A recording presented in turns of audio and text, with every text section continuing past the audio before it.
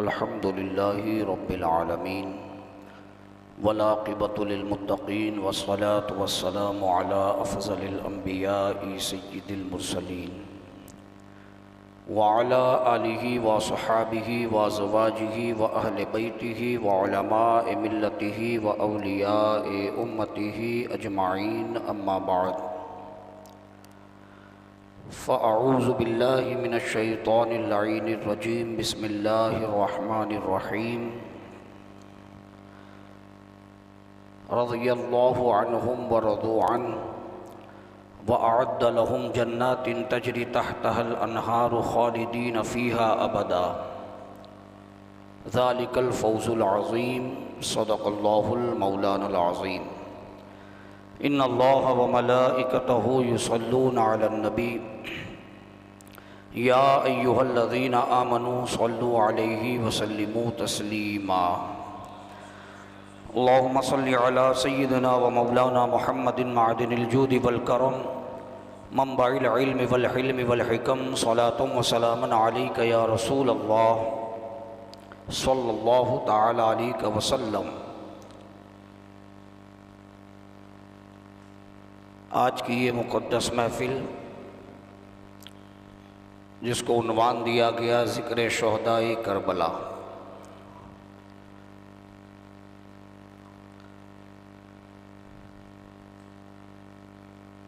اللہ پاک کا بے پناہ فضل اور کرم، اس کا احسان کہ اس نے پھر ایک مرتبہ ہمیں اسلامی نئے سال کی سوغات عطا فرمائی۔ اللہ کی بارگاہ میں دعا کرتے ہیں کہ یہ نیا سال اسلامی تمام ایمان والوں کے لیے رحمت اور برکت لے کر آئے۔ اللہ اس پورے سال میں عالم اسلام پر فضل فرمائے، کرم فرمائے، رحم فرمائے، ہم تمام کے اگلے پچھلے گناہوں کو اپنے فضل سے معاف فرمائے۔ میرے عزیزوں، یہ ماہ مبارک سید الشہداء راکب دوش مصطفیٰ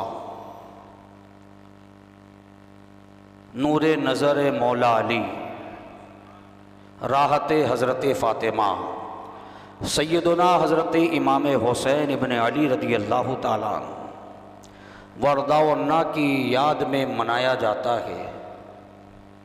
یقیناً امام حسین رضی اللہ تعالیٰ عنہ کی ذات، آپ کی ستودہ صفات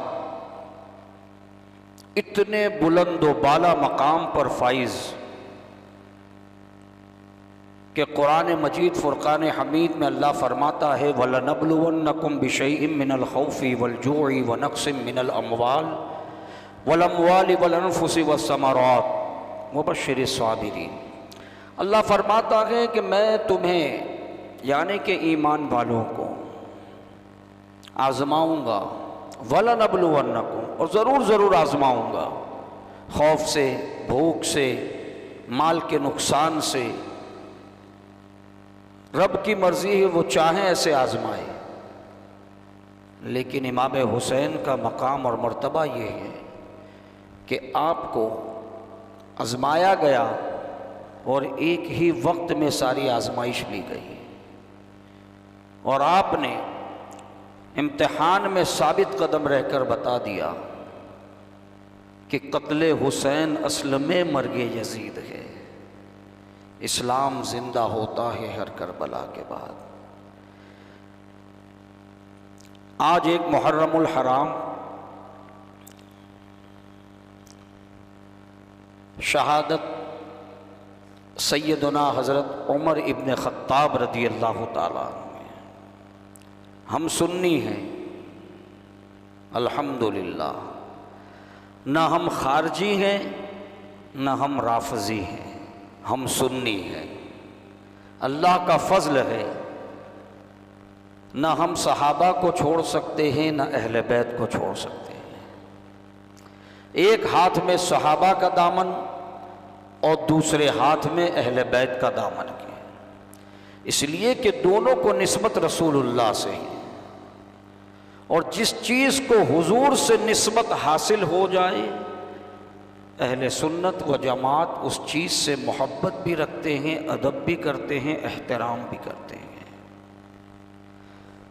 قرآن مجید فرقان حمید میں اللہ رب العزت ارشاد فرماتا ہے، رضی اللہ عنہم ورضوا عنہ وَأَعَدَّ لَهُمْ جَنَّاتٍ تَجْرِي تَحْتَهَا الْأَنْهَارُ خَالِدِينَ فِيهَا أَبَدًا ذَلِكَ الْفَوْزُ الْعَظِيمُ، کہ اللہ ان سے راضی ہے اور وہ اللہ سے راضی ہے، اور اللہ رب العزت نے ان کے لیے جنت میں ایسے باغات تیار کیے ہیں جس کے نیچے نہریں جاری ہیں، اور وہ ہمیشہ اس میں رہیں گے، اور یہی بہت بڑی کامیابی ہے۔ یہ آیت مبارکہ کا ترجمہ ہے۔ وہ کون سے لوگ ہیں، وہ کون ہیں کہ جس کے بارے میں اللہ فرماتا ہے کہ رضی اللہ عنہم ورضوا عنہ، کہ اللہ ان سے راضی ہے، وہ اللہ سے راضی ہے۔ آپ دیکھیں کہ نمازی نماز اس لیے پڑھتا ہے کہ رب راضی ہو جائے، حاجی حج پر جاتا ہے، صعوبتیں برداشت کرتا ہے تاکہ رب راضی ہو جائے، عابد عبادت کرتا ہے اس لیے کہ رب راضی ہو جائے، سخی سخاوت کرتا ہے کہ رب راضی ہو جائے، علماء تبلیغ کرتے ہیں کہ رب راضی ہو جائے، یہاں تک کہ ہر مومن جو بھی نیکی کا کام کرتا ہے اس کی نیت یہ ہوتی ہے کہ رب راضی ہو جائے۔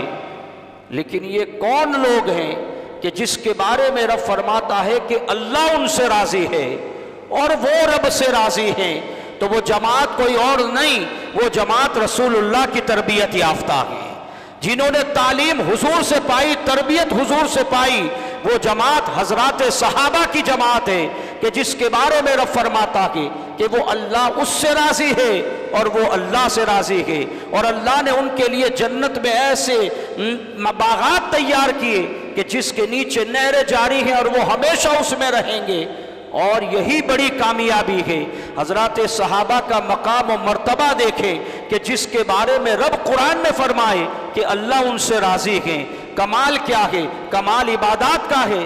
کمال کیا ہے؟ کمال صرف عشق مصطفیٰ کا ہے، کمال رسول اللہ کی نسبت کا ہے کہ حضور علیہ السلام کی بارگاہ کرم میں آئے، حضور علیہ السلام سے عشق ہوا، رسول کریم صلی اللہ تعالیٰ علیہ وآلہ وسلم سے محبت اور عقیدت ہوئی، حضور کے فرمان پر عمل کرنے لگے۔ اللہ رب العزت نے یہ مقام و مرتبہ عطا کیا کہ حضور کو ایمان کی حالت میں دیکھ لیا۔ ارے کوئی شخص کتنی بھی عبادت کر لے صحابی نہیں بن سکتا، کوئی شخص کتنی ہی ریاضت کر لے صحابی نہیں بن سکتا۔ صحابی بننے کے لیے رسول اللہ کے زمانے کو پانا ضروری ہے اور ایمان کی حالت میں حضور کو دیکھنا ضروری ہے۔ صرف حضور کو دیکھنے سے بندہ مقام صحابیت پر پہنچ جاتا کہ یہ نسبت مصطفیٰ کا کمال ہے۔ اللہ اکبر۔ رسول کریم صلی اللہ علیہ وسلم کے تربیت یافتہ جس کے بارے میں قرآن میں اللہ ارشاد فرماتا کہ صحابہ کا مقام اتنا بلند و بالا کہ یقین جانے آج کچھ لوگ اپنے آپ کو سنی کہتے ہیں اور صحابہ کی شان میں تبرہ کرتے ہیں، اپنے آپ کو اہل سنت سے کہتے ہیں اور شیخین کی گستاخی کرتے ہیں۔ اگر شیخین کی گستاخی نہیں کرتے تو دیگر حضرات صحابہ کی گستاخی کرتے ہوئے، بد زبانی کرتے ہوئے نظر آتے ہیں۔ میرے عزیزو، سنی وہ نہیں جو حضور کے صحابہ پر بھونکے، سنی وہ ہیں جو صحابہ کے قصیدے بیان کرے، ایک ہاتھ میں صحابہ کا دامن ہو، دوسرے ہاتھ میں اہل بیت کا دامن ہو۔ نہ اس کو ہم چھوڑ سکتے ہیں نہ اس کو ہم چھوڑ سکتے ہیں۔ اگر صحابہ سے محبت کر لی اور اہل بیت کا احترام کرنا بھول گیا تو وہ خوارج ہوئے، اور جس نے اہل بیت سے محبت کی اور صحابہ کو چھوڑ دیا یہ رافضی ہو گئے۔ نہ یہ جنت میں جا سکتا ہے نہ یہ جنت میں جائیں گا، تو جنت میں جائے گا کون؟ میرے امام نے کہہ دیا اہل سنت کا ہے بیڑا پار، اصحاب حضور نجم ہے اور ناؤ ہے اطلت رسول اللہ کی۔ کہ سنی وہ ہے جو اصحاب رسول سے محبت بھی کرے اور اہل بیت سے عقیدت اور احترام بھی کرے، انہی کا بیڑا پار ہوگا۔ نہ صرف صحابہ کو محبت کرنے والے کامیاب ہوں گے، نہ صرف اہل بیت سے محبت کرنے والے کامیاب ہوں گے، دونوں کو لے کر چلنا ہے۔ حضور نے پہلے ہی فرما دیا میرے صحابہ ستاروں کی طرح ہے، یہ نہیں کہا کہ ابو بکر ستارے کی طرح ہے، یہ نہیں فرمایا کہ عمر ستارے کی طرح ہے، کسی خاص صحابی کا نام نہیں لیا، مطلق ارشاد فرمایا میرے صحابہ ستاروں کی طرح ہے، جس کی بھی رائے اختیار کرو گے ہدایت پا جاؤ گے۔ جب صحابی کی رائے اختیار کرے بندہ ہدایت یافتہ ہو جائے تو جو رسول اللہ کی راہ کو اختیار کر لے، تو رسول اللہ کی راہ کیا ہے؟ وہی راہ ہے جو صحابہ کی راہ ہے۔ صحابہ نے وہی کیا جس کا حکم حضور نے دیا۔ یہ صحابہ کا مقام اور مرتبہ اللہ جن کے بارے میں قرآن میں فرمائے ان الذین یبایعونک انما یبایعون اللہ ید اللہ فوق ایدیہم، اللہ جس کے بارے میں فرمائے حبیب جو تمہارے ہاتھ پر بیعت کر رہے ہیں ادھر حقیقت تمہارے نہیں، اصل میں اللہ کے ہاتھ پر بیعت کر رہے ہیں۔ وہ بیعت کرنے والی جماعت کون سی تھی؟ وہ صحابہ کی جماعت ہے۔ لقد رضی اللہ عن المؤمنین اذ یبایعونک ان تحت الشجرہ، اللہ فرماتا تحقیق کہ اللہ ان ایمان والوں سے راضی ہو گیا اے حبیب جو تیرے ہاتھ پر اس درخت کے نیچے بیعت کر رہے ہیں۔ یہ کس کی تعریف بیان ہو رہی ہے قرآن میں؟ یہ صحابہ کی جماعت ہے جو حضور کے ہاتھ پر بیعت کر رہے ہیں۔ رسول پاک صلی اللہ علیہ وسلم نے فرمایا میرے صحابہ کو گالی مت دو، اس لیے کہ یہ تم میں بہترین لوگ ہیں۔ حضور فرماتے میرے صحابہ کو برا نہ کہنا، اس لیے کہ جو میرے صحابی کو برا کہے گا اس پر اللہ کی بھی لعنت ہے، فرشتوں کی بھی لعنت ہے اور تمام لوگوں کی لعنت ہے۔ حضور فرماتے ہیں کہ اخیر زمانے میں ایک ایسی قوم آئے گی جو میرے صحابہ کو برا بھلا کہے گی۔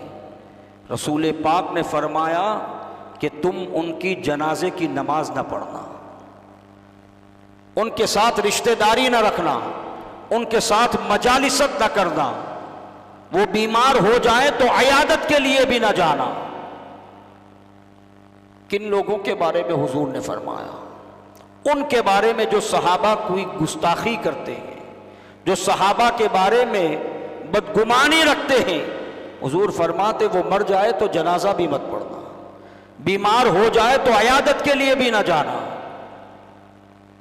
ان کے ساتھ بیٹھنا نہیں، ان کے ساتھ رشتہ داری نہ کرنا۔ آج اگر کوئی سرکار غریب نواز رضی اللہ تعالیٰ عنہ کی شان میں گستاخی کرے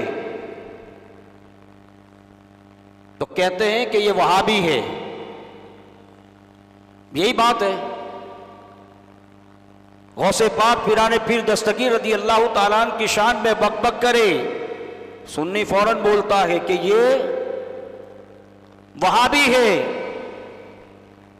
چاہے نماز بھلے سنی مسجد میں آ کے پڑھتا ہو، لیکن اگر اولیاء اللہ کی گستاخی کرے، ایک عام مسلمان اس کے بارے میں فیصلہ کرتا ہے کہ اس کا اعتقاد، اس کے عقیدے ٹھیک نہیں ہیں، اس لیے کہ یہ اللہ والوں کی شان میں گستاخی کر رہا ہے۔ جب غریب نواز کی شان میں گستاخی کرنے والا بدعقیدہ ہو سکتا ہے،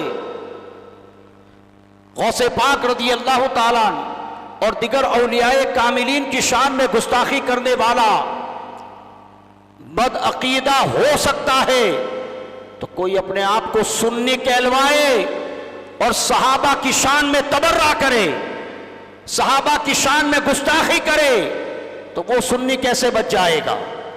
وہ سنی کیسے رہے گا؟ سنیت کا لبادہ اوڑھ کر اگر رسول اللہ کی صحابی کی شان میں بھونکے، حضور کے صحابہ کی شان میں گستاخی کرے، تو وہ اس کی سنیت کیسے بچے گی؟ غوث پاک کا گستاخ بدعقیدہ تو صحابہ کا گستاخ کیسے سنی رہے گا؟ میری بات سمجھ رہے ہیں آپ؟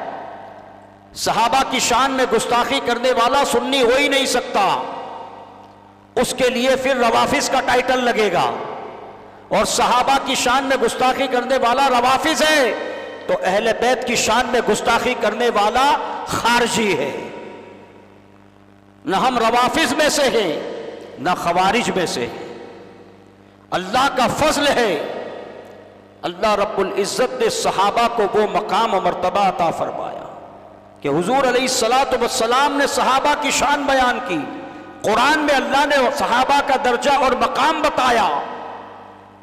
مجھے عرض یہ کرنا ہے کہ سارے صحابہ رسول کریم صلی اللہ علیہ وسلم کے ہدایت کے آفتاب ہیں، لیکن چند نفوس قدسیہ ایسے ہی جن کا مقام دربار رسالت میں بہت بلند و بالا ہے۔ ان میں جناب سیدنا عمر ابن خطاب فاروق اعظم رضی اللہ تعالیٰ عنہ کی ذات ہے کہ فاروق اعظم رضی اللہ تعالیٰ عنہ کا مقام و مرتبہ کتنا بلند ہے کہ خلیفہ دوم آپ ہیں، مراد مصطفیٰ آپ ہیں،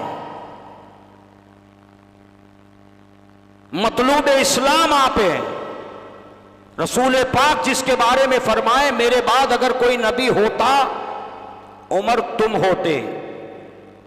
عمر اس رب کی عزت و جلال کی قسم جس کے دستے قدرت میں مجھ محمد صلی اللہ علیہ وسلم کی جان، حضور نے فرمایا عمر جس راستے سے تم گزرتے ہو شیطان راستے تبدیل کر دیتا ہے۔ ہیبت فاروقی دیکھیں آپ، ارے 25 لاکھ مربع میل پر حکومت کرنے والا فاروق اعظم 10 سال 6 مہینے 4 دن کی خلافت میں پوری دنیا کے نقشے کو بدل کر رکھ دیا۔ وہ فاروق اعظم کی ہیبت، وہ فاروق اعظم رضی اللہ تعالیٰ عنہ کا حکومت کا انداز، دنیا کو ایک نیا راستہ آپ نے دکھایا کہ عدل و انصاف کیسے قائم کیا جا سکتا ہے۔ وہ فاروق اعظم کہ جن کی دور اندیشی، حکومت کرنے کا طریقہ کار، عدل و انصاف قائم کرنا، اتنے سارے ممالک پر حکومت ہونے کے باوجود سادی سی زندگی گزارنا، خشیت الہی اپنے دل میں بسائے رکھنا، یہ صحابہ کرام رضوان اللہ تعالی علیہم اجمعین کا طریق رہا ہے۔ ورنہ دوسرے بادشاہ 1 شہر 10 شہر پر حکومت کرتے اور غرور میں اندھے ہو گئے کہ دنیا کی کسی بھی فوج کو ہم تحت دیکھ کر سکتے ہیں، لیکن فاروق اعظم کی آپ سادگی دیکھیں، عاجزی اور انکساری دیکھیں۔ 25 لاکھ مربع میل پر حکومت کرنے والا ٹوٹی چٹائی پر سوتا ہے۔ جب ملک روم کا قاصد آتا ہے پوچھتا ہے تمہارے بادشاہ کہاں کا؟ ہمارا کوئی بادشاہ نہیں ہوتا، ہمارے تو امیر المومنین ہوتے ہیں، خلیفۃ المسلمین ہوتے ہیں۔ اب وہ کہاں ملیں گے؟ ان کا محل کہاں ہے؟ کہ ان کا کوئی محل نہیں ہے، ان کے گھر پہ ہوں گے یا مسجد میں ہوں گے۔ روم کا ایلچی دیکھ کر پریشان ہو جاتا ہے کہ جس کے نام سے ہرقل کانپتا ہے اس کی سادگی کا یہ عالم ہے۔ نہ کوئی شاہی پروٹوکول ہے، نہ کوئی کمانڈر ہے، نہ کوئی سیکیورٹی گارڈ ہے، تنے تنہا ہے، آرام سے سو رہے ہیں، درخت کے نیچے اینٹ کا تکیہ رکھا ہے۔ آج ہم نرم و گداز تکیے پر سوتے ہیں، فاروق اعظم پتھر کو تکیہ بنائے سو رہے ہیں۔ عالم کیا ہے کہ جب قیصر و کسریٰ میں مسلمان کا بچہ روتا تو وہاں کے حاکم کہتے اس بچے کو چپ کراؤ، اگر اس کے رونے کی آواز مدینے پہنچ گئی عمر کے لشکر کو آنے میں تاخیر نہیں ہوگی۔ وہ ہیبت فاروق اعظم کی، اللہ نے ایسا کمال عطا کیا، ایسا رعب اور دبدبہ عطا کیا فاروق اعظم رضی اللہ تعالیٰ عنہ کو۔ سارے مسلمان رسول پاک کے مرید ہیں، فاروق اعظم مرید بھی ہیں اور مراد بھی ہیں۔ جب رسول پاک صلی اللہ علیہ وسلم نے تبلیغ کا سلسلہ شروع فرمایا، لوگ اسلام لانے لگے۔ جو مسلمان ہوتے کفار مکہ ان پہ ظلم ڈھاتے، پریشان کرتے، زندگی کا دائرہ ان پر تنگ سے تنگ کرنے کی کوشش کرتے کہ اتنا تنگ کرو یا تو یہ جان سے ہاتھ دھو بیٹھے یا اپنے مذہب سے منحرف ہو جائیں اور اپنے باپ دادا کے دین میں واپس آ جائیں۔ ایسا ظلم و ستم کیا، لیکن ایک بار جس نے کلمہ حق قبول کیا مرنا پسند کیا، جھکنا پسند نہیں کیا۔ یہ کیا تھا؟ یہ عشق رسالت تھا۔ یہ حضور علیہ الصلاۃ والسلام کے چہرے کو جس نے دیکھ لیا، پھر اس کے لیے دنیا کا حسن کیا معنی رکھتا ہے؟ تعداد بڑھتی جا رہی ہے، ان کے ظلم بھی بڑھتے جا رہے ہیں،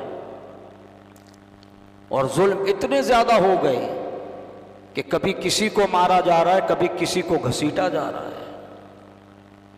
رسول پاک صلی اللہ علیہ وسلم نے اللہ کی بارگاہ میں دعا کی، پروردگار عمر ابن خطاب کو مجھے دے دے تاکہ اسلام کو قوت اور تقویت حاصل ہو۔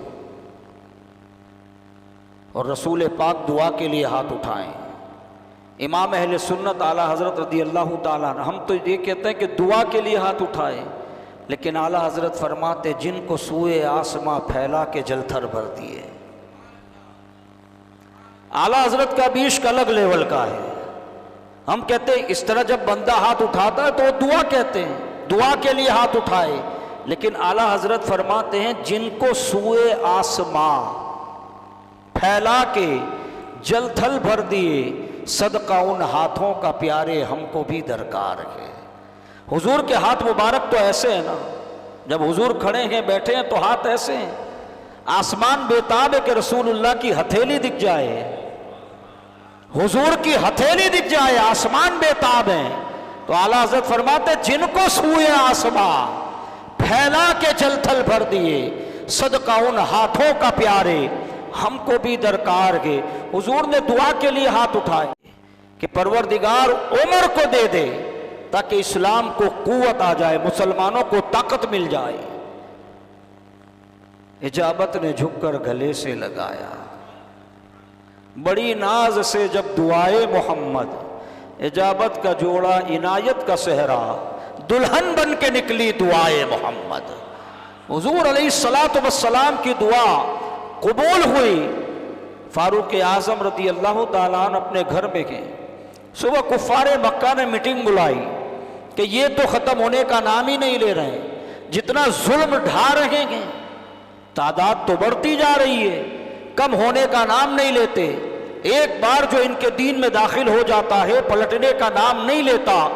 تو بولے یہ سازش رچی جائے کہ معاذ اللہ رب العالمین ان کے نبی کا کام ہی تمام کر دیں، نہ وہ رہیں گے نہ ان کے ماننے والے رہیں گے۔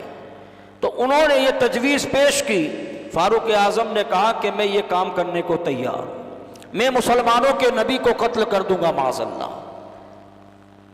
عمر فاروق اعظم رضی اللہ تعالیٰ نکلے، راستے میں حضرت نعیم سے ملاقات ہوئی۔ نعیم بن عبداللہ نے کہا تیور بدلے لگ رہے، کہاں جا رہے ہو؟ کہ مسلمانوں کے نبی کو قتل کرنے جا رہا ہوں معاذ اللہ۔ کہا تم ان کا کچھ نہیں بگاڑ سکتے، حضرت نعیم ایمان لے آئے تھے، کہا تم کچھ بگاڑ نہیں سکتے اس لیے کہ ان کے ساتھ اللہ ہے، لا تحزن ان اللہ معنا۔ یہ آیت کریمہ جو ہیں یہ حضرت ابو بکر کے دلاسے کے لیے اتری ہے۔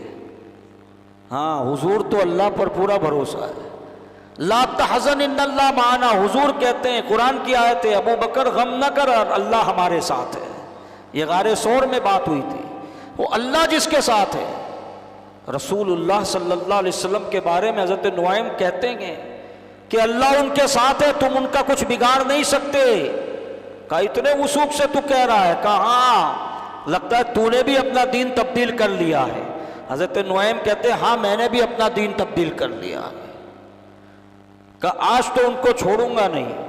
کہا انہیں کیا تو چھوڑے گا نہیں، پہلے اپنے گھر کی خبر لے، تیری بہن ام جمیل ابن خطاب بنت خطاب خود ایمان لے آئی ہے۔ اب راستہ بدل کر اپنی بہن کے گھر گئے، دروازہ کھٹکھٹایا، دونوں میاں بیوی قرآن مقدس کی تلاوت کر رہے ہیں، گھبرا گئے حضرت عمر کی آواز سن کر۔ انہوں نے قرآن کے اوراق جو اس وقت موجود تھے چھپا دیے، دروازہ کھولا، فاروق اعظم نے کہا تم کیا پڑھ رہے تھے؟ کہا ہم قرآن پڑھ رہے تھے۔ کہا تم نے بھی دین بدل دیا؟ کہا بدل دیا، ہم ایمان لے آئے رسول اللہ پر۔ تو مارنا شروع کیا، اتنا مارا کہ آپ کی بہن سے خون بہنے لگا۔ جب خون بہا تو خون نے جوش مارا، فاروق اعظم کا غصہ ٹھنڈا ہوا، اور ٹھنڈا ہونے کے بعد کہنے لگے کہ کیا پڑھ رہے تھے تم؟ کہا ہم قرآن پڑھ رہے تھے۔ اور قرآن کی جب آیت سنی تو فاروق اعظم کے دل کی دنیا بدل گئی، اس لیے کہ رسول اللہ نے تو دعا کر ہی لی تھی، سر لینے نہیں جا رہے تھے، حقیقت میں سر دینے جا رہے تھے۔ اپنے بہنوئی حضرت سعید کو کہنے لگے کہ چلو مجھے بھی رسول اللہ کے پاس لے کر چلو۔ حضرت ابن ارقم کے مکان پر ہیں رسول اللہ، حضرت امیر حمزہ پہرا دے رہے ہیں، دور سے حضرت عمر کو آتا دیکھا، ہاتھ میں تلوار ہے۔ صحابہ نے آپس میں گفتگو کی کہ عمر آ رہا ہے اور ہاتھ میں تلوار ہے، اس کے ارادے ٹھیک نہیں لگتے۔ حضرت امیر حمزہ نے ارشاد فرمایا، اللہ کے شیروں میں سے ایک شیر کا نام امیر حمزہ ہے، جن کی شہادت پر اگر کوئی رویا ہے وہ رسول اللہ ہے، وہ حضرت امیر حمزہ۔ حضرت امیر حمزہ رضی اللہ تعالیٰ نے ارشاد فرمایا کہ اگر عمر کا ارادہ ٹھیک ہے تو اس کا استقبال ہوگا، اور اگر اس کی نیت خراب ہے تو اسی کی تلوار سے اسی کا فیصلہ ہوگا۔ یہ حضرت امیر حمزہ کی بہادری تھی۔ حضرت عمر آئے، صحابہ بھی گفتگو ہی کر رہے ہیں کہ رسول پاک نے فرمایا عمر کو آنے دو، آیا نہیں ہے، لایا گیا ہے۔ حضرت عمر رضی اللہ تعالیٰ جیسے حضور علیہ الصلوۃ والسلام کی خدمت میں پہنچے، چہرہ مصطفیٰ کو دیکھا، دل کی دنیا ایسی بدلی کہ رسول اللہ کے قدموں پر گرے اور کلمہ پڑھ کر مسلمان ہو گئے۔ نماز کا وقت ہوا، حضور نے فرمایا چلو نماز پڑھیں۔ حضرت عمر نے کہا کہ یا رسول اللہ یہاں نماز ہوگی؟ کہا یہاں ہوگی۔ کہا حرم کعبہ میں کیوں نہیں؟ کہا ابھی ہماری تعداد کم ہے، کفار زیادہ ہیں، وہ ظلم کر رہے ہیں، ستم ڈھا رہے ہیں۔ حضرت عمر نے رسول اللہ سے عرض کیا رسول اللہ کیا ہمارا رب سچا نہیں؟ حضور نے فرمایا رب سچا ہے۔ کیا آپ کی رسالت سچی نہیں کہ سچی ہے؟ کیا ہمارا دین سچا نہیں کہ سچا ہے؟ یا رسول اللہ جب ہم سچے، ہم حق پر ہیں، تو ان کافروں سے دب دب کر اور چھپ چھپ پر کیوں عبادت کی جائے؟ حرم کعبہ میں چلیں، وہیں پر نماز پڑھیں گے، دیکھتا ہوں کہ کون آتا ہے جس کو اپنے بچوں کو یتیم کروانا ہے وہ عمر کا مقابلہ کرے۔ اب آپ دیکھیں رسول اللہ کی دعا کیا تھی کہ پروردگار تو عمر کو دے دے تاکہ اسلام کو قوت اور تقویت مل جائے۔ حضرت عمر ایمان لائے، حرم کعبہ میں پہنچے اور نماز پڑھائی، رسول اللہ نے نماز پڑھی، حضرت عمر ننگی تلوار لیے خانہ کعبہ پہ کھڑے ہیں، لیکن کسی کی مجال نہیں ہے کہ کوئی مسلمانوں کو چھیڑنے کے لیے چلا جائے۔ یہ رعب اور ہیبت اللہ نے عطا فرمائی، اور اس کے بعد تو سمجھے بوسٹ لگ گیا، ایسے لوگ جوک در جوک اسلام میں آنا، کیونکہ ایک سے جری اور بہادر رسول اللہ کی غلامی میں آتے جا رہے تھے۔ اب کسی کے پاس کوئی چارہ ہی نہیں تھا، سب لوگ رسول اللہ کے دامن سے وابستہ ہونے لگے۔ حضرت عمر رضی اللہ تعالیٰ عنہ ایمان لے آئے، اور ایمان لانے کے بعد حضور کے دامن سے ایسے وابستہ ہوئے، اور ایسا عشق رسول اللہ سے ہوا کہ آپ ایک دن اپنے گھر میں آرام فرما رہے ہیں، دور رسالت چل رہا ہے، مدینہ منورہ کی بات ہے، ایک یہودی اور ایک منافق میں کسی بات پر جھگڑا ہوا، اور دونوں اپنا مقدمہ لے کر رسول اللہ کی بارگاہ میں آئے۔ وہ منافق جو ہیں بظاہر اپنے آپ کو مسلمان کہلواتا تھا، تو منافق نے یہ کہا کہ تیرے اور میرے بیچ میں یہ لین دین کا مسئلہ ہے، چل ہمارے نبی کے پاس، ہمارے نبی جو فیصلہ کریں گے ہم اس کو منظور کریں گے۔ یہودی بڑا چالاک تھا، وہ جانتا ہے کہ نبی کبھی بھی غلط فیصلہ نہیں کرتا، اسے پتا تھا نبی کبھی بھی غلط فیصلہ نہیں کریں گے، اور اس معاملے کے اندر اس کے میرے معاملات میں صحیح ہوں یہ غلط ہے، میں یہ نہیں کہوں گا وہ حق پر ہے وہ ناحق پر ہے، میں صحیح ہوں اور وہ غلط ہیں، کہ چل تمہارے نبی کے پاس۔ حضور علیہ الصلوۃ والسلام کی بارگاہ میں آئے، معاملہ پیش کیا، حضور علیہ الصلوۃ والسلام نے معاملات سننے کے بعد، دونوں کو سننے کے بعد فیصلہ جو ہے یہودی کے حق میں دیا کہ اس کی بات صحیح ہے، فیصلہ اس کے حق میں دیا جاتا ہے۔ اب وہ منافق تھا، بس لوگوں پر ظاہر یہ کر رہا تھا کہ میں ایمان والا ہوں، لیکن اس کے دل میں بغض تھا، وہ منافق تھا۔ آج بھی ہے نا ایسے لوگ، بظاہر تو لگتے مسلمان ہیں، ہمارے بھولے بالے سنی یہی کہتے ہیں، ارے مولانا ان میں اور ہم میں فرق کیا ہے، وہ بھی تو داڑھی رکھتے ہیں، وہ بھی تو 30 پارے کا قرآن پڑھتے ہیں، وہ بھی تو اپنی طرف فجر ظہر عصر مغرب عشاء پڑھتے ہیں، ان کی بھی تو اذان اپنے جیسی ہے، ان کا بھی تو قرآن پڑھنا ہمارے جیسا ہے، ان کے یہاں بھی تراویح ہوتی ہے، ہمارے یہاں بھی تراویح، وہ بھی حنفی ہم بھی حنفی ہیں۔ ایسے عام مسلمان سوال کر لیتا ہے جو نیوٹرل ہے، جس کو دین کا علم ہی نہیں ہے، وہی لوگ زیادہ گمراہ ہو جاتے ہیں۔ میرے بھائیوں سمجھو، ویسے تو داڑھی ٹوپی والے کربلا میں بھی تھے، لیکن حق پر حسین تھے۔ بات یہ کربلا کی بات ہی سب کچھ سمجھا دیتی ہے۔ آج ہر داڑھی والا، ہر ٹوپی والا حق پرست نہیں ہے، یہ منافق ہیں جو بظاہر اپنے آپ کو مسلمان کہلاتے ہیں اور دل میں اولیاء اللہ کی عداوت لے کر چلتے ہیں، رسول پاک کا بغض لے کر چلتے ہیں۔ آپ کہیں گے وہ تو یار حضور کی سنتوں پر عمل کرتے ہیں۔ حضور کی سنت پر عمل کرنے سے کوئی مومن نہیں ہو جاتا جب تک کہ حضور کو اپنا مالک و مولا نہ سمجھے، حضور صلی اللہ علیہ وسلم کو اپنا مالک نہ مانے، اپنا مولا نہ جانے، اس وقت تک وہ بندہ سنتوں کی حلاوت کو بھی نہیں محسوس کر سکتا۔ تو منافق جو ہے اس کا کام ہی یہ ہے کہ بظاہر لوگوں میں اپنے آپ کو مسلمان کہلواتے ہیں، لیکن دل میں ان کے کچھ اور ہوتا ہے۔ وہ منافق اس یہودی سے کہنے لگا کہ فیصلہ تو تیرے حق میں ابھی آیا ہے، ایک کام کر، چل اپنے حضرت عمر کے پاس چلتے ہیں، وہ فیصلہ ٹھیک کریں گے۔ مومن ہوتا تو یہ بات کرتا؟ حضور کے بعد کسی اور کے فیصلے کی حاجت رہتی ہے؟ ایمان والا تو جائے گا ہی نہیں۔ اس سے ہی پتہ لگ گیا کہ وہ منافق ہے۔ کہا عمر کے پاس چلتے ہیں، عمر فیصلہ ٹھیک کریں گے۔ یہودی بہت سمجھدار تھا، وہ جانتا ہے کہ عمر بھی وہی فیصلہ کریں گے جو حضور نے کیا ہے۔ کہا چل تیری بھی خواہش پوری کرتا ہوں، عمر کے پاس چلو۔ حضرت عمر کے پاس پہنچے، لیکن ابھی بات بتائیں اس سے پہلے یہودی نے اس سے بتا دیا حضرت عمر سے کہ دیکھو بات ایسے سے ایسی تھی، لیکن ہم لوگ حضور کے پاس جا کر آئے ہیں اور حضور علیہ السلام نے میرے حق میں فیصلہ دیا ہے، اور اس کے بعد اس نے کہا کہ چلو عمر سے فیصلہ کرواتے ہیں۔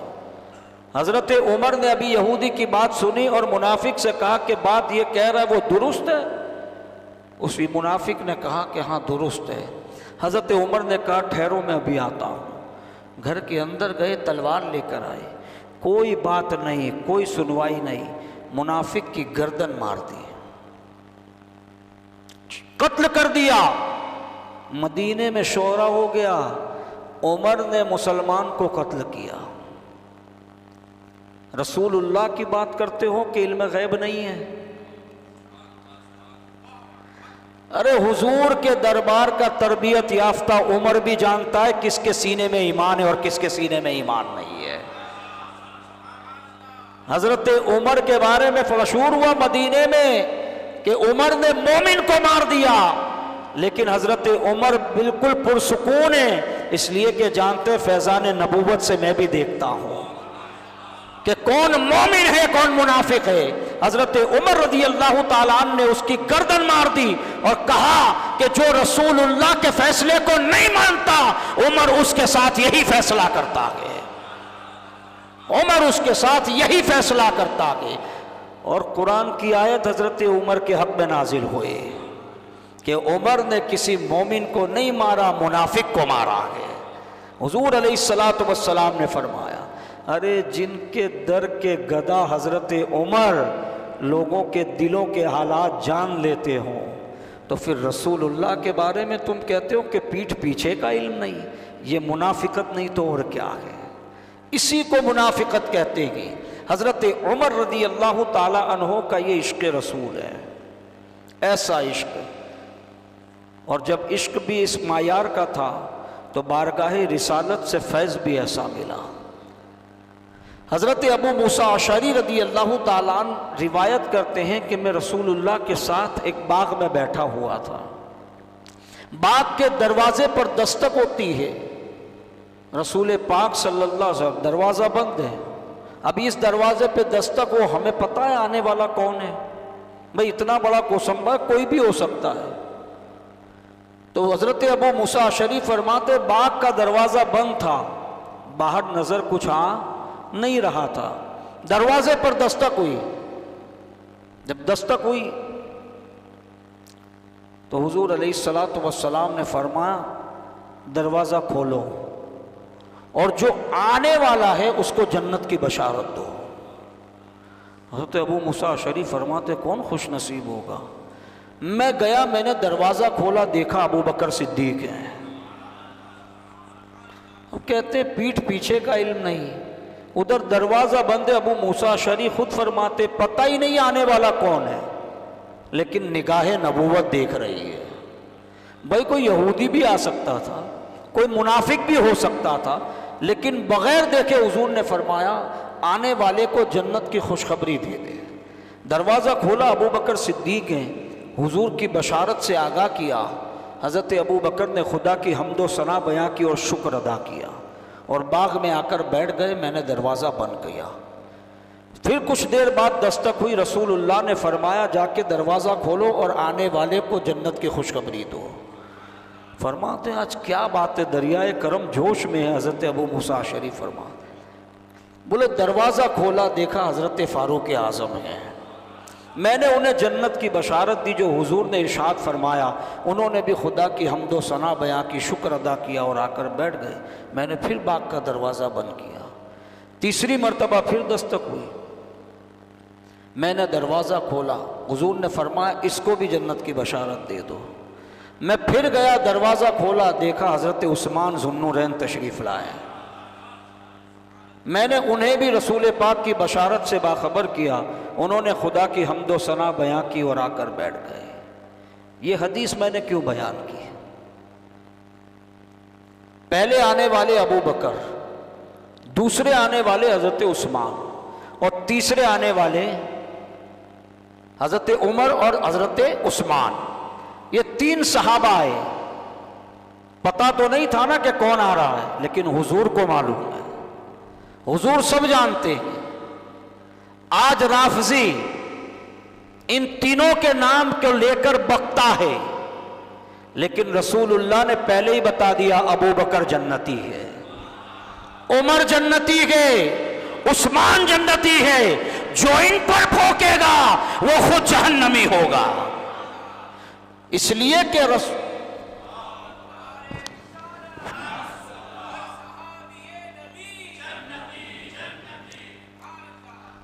حضرت ابو بکر کے بارے میں حضور نے فرمایا جنتی کے، عثمان کے بارے میں فرمایا جنتی کے، عمر کے بارے میں فرمایا جنتی۔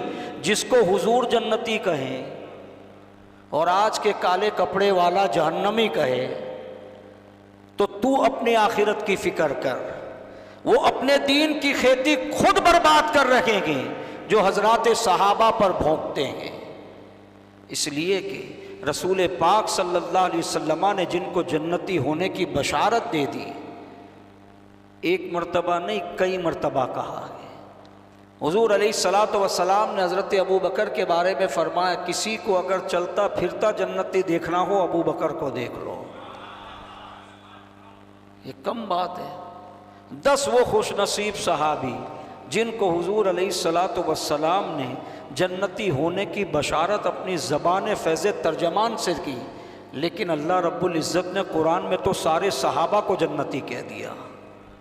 جو آیت میں نے آپ کے سامنے پڑھی، رضی اللہ عنہم ورضوا عنہ وأعد لهم جنات تجری تحتها الانہار خالدین فیہا ابدا، اللہ فرماتا اللہ ان سے راضی ہے، وہ اللہ سے راضی ہے، وہ صحابہ کی جماعت ہے، اور اللہ نے جنت میں ایسے باغ ان کے لیے تیار کر رکھے ہیں جس کے نیچے نہریں جاری ہیں اور وہ ہمیشہ اس میں رہیں گے۔ حضرت عثمان کے بارے میں تو حضور یہاں تک فرماتے ہیں جنت میں میرا رفیق عثمان ہے، میرا دوست جنت میں عثمان ہے۔ حضور علیہ الصلاۃ والسلام کے ساتھ جنت میں حضرت عثمان غنی ہیں، کالے کپڑے تم کہاں ہوں گے؟ اور تم کہتے ہو کہ ہم تو مولا علی سے محبت کرتے ہیں۔ مولا علی سے محبت وہی کرے گا جو مولا علی کے دوستوں سے محبت کرتا ہے۔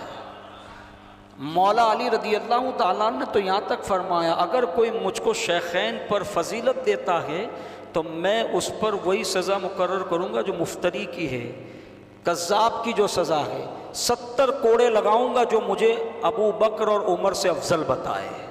یہ مولا علی کا فرمان ہے۔ مولا علی بھی جانتے کہ ابو بکر کا مقام کیا ہے۔ ارے مولا علی کو سمجھنا ہے تو یہی سمجھ لو، مولا علی کا بیٹا حسین ہے، بیٹا حسین ہے، وہ یزید کے سامنے نہیں جھکے۔ یزید ناحق تھا تو نہ جھکے، تو کیا مولا علی جس کو حضور نے شیر خدا کہا، اسد اللہ کہا ہے، کیا مولا علی حضرت ابو بکر کے سامنے جھک جاتے ہیں؟ جھکنا بتاتا ہے کہ ابو بکر سے محبت علی کو ہے۔ عمر کی اقتدا میں نماز پڑھ کے مولا علی نے بتایا کہ علی کسی ایسے پیسے کے پیچھے نماز نہیں پڑھتا، علی اسی کے پیچھے نماز پڑھے گا جس سے رسول اللہ نے محبت کی ہے۔ مولا علی کا کردار بتاتا، اگر مولا علی حضرت ابو بکر عمر اور عثمان سے راضی نہ ہوتے تو آپ کی اقتدا میں نماز بھی نہ پڑھتے۔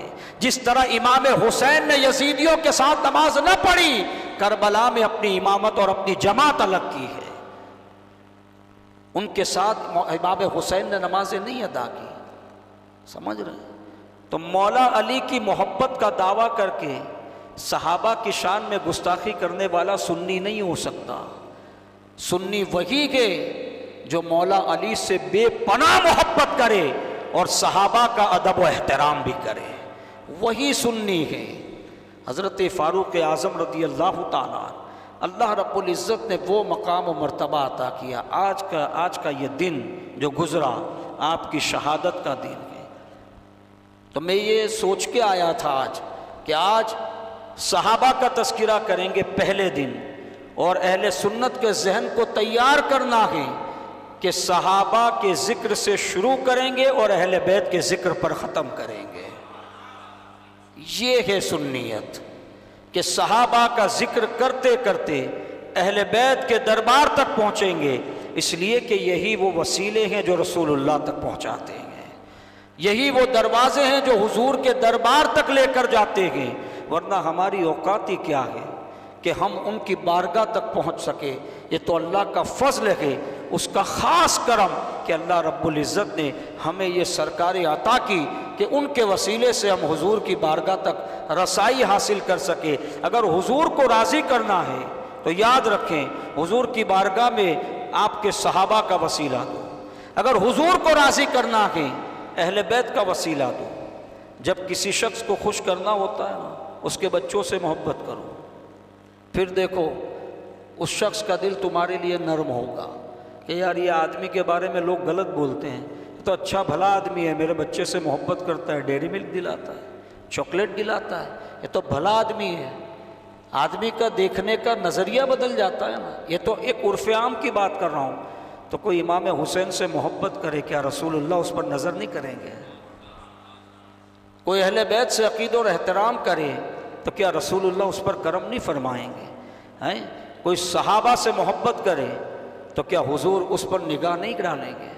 یقیناً ڈالیں گے، اس لیے کہ دونوں حضور سے محبت کرتے تھے اور حضور دونوں سے محبت فرماتے تھے۔ صحابہ سے بھی حضور نے پیار کیا، اور کیسا پیار کیا؟ صحابہ کی اہمیت تو دیکھو حضور نے کیسے بتائی۔ حضور نے فرمایا تم میں سے کوئی بھی شخص احد پہاڑ کے برابر سونا خیرات کرے اور میرا صحابی ایک مد یا آدھا مد جو خیرات کرے تب بھی تم اس کے ثواب کو نہیں پہنچ سکتے۔ کیا مقام و مرتبہ ہے! اللہ رب العزت ہمیں مقام صحابہ سمجھنے کی توفیق عطا فرمائے، اہل بیت سے سچی اور پکی عقیدت عطا فرمائے۔ جو لوگ اہل بیت کی محبت کا دعویٰ کرتے ہیں، نقلی لوگ، ان کا دل حقیقت میں اہل بیت کی محبت سے خالی ہوتا ہے۔ یہ یاد رکھیں، جن کو سچی محبت ہوگی نا اہل بیت سے، وہ اہل بیت کے رشتہ داروں کو گالیاں نہیں دیتے۔ مولا علی کے داماد کا نام فاروق اعظم ہے، کوئی دشمنوں کے وہاں اپنی بیٹیاں دیتا ہے؟ آپ کی محلے میں کسی سے جھوڑ ہو جائے، جھگڑا ہو جائے، اور وہ اپنے پوتے کا رشتہ آپ کی پوتی کے ساتھ بھیجے، بولے بھاگ یہاں سے، دیکھنے کا ویوہار نہیں ہے، رشتہ داری بنانے چلا آیا۔ ہوتا ہے کہ نہیں ہوتا ہے؟ جب دل نہیں ملتے بندہ رشتے نہیں کرتا ہے۔ حضرت عمر نے پیغام بھیجا مولا علی کی بیٹی کے ساتھ، مولا علی نے پیغام کو قبول کر لیا۔ کوئی دشمنوں کے یہاں بیٹی دیتا ہے؟ شیعہ کبھی یہ بات کیوں نہیں کرتے؟ حضرت علی کے داماد حضرت عمر ہیں، اس لیے کہ ان کو ایک الگ ہی ٹریک پر چلنا ہے، لوگوں کو گمراہ کرنا ہے۔ لیکن اگر صحیح طریقے سے تاریخ پڑھی جائے تو اہل بیت کی رشتہ داریاں صحابہ کے ساتھ ہیں، اور صحابہ کی رشتہ داریاں اہل بیت کے ساتھ ہیں۔ یہ ایک ہی تسبیح کے دانے ہیں جن کو رسول اللہ نے آپس میں ملا کر رکھا ہے۔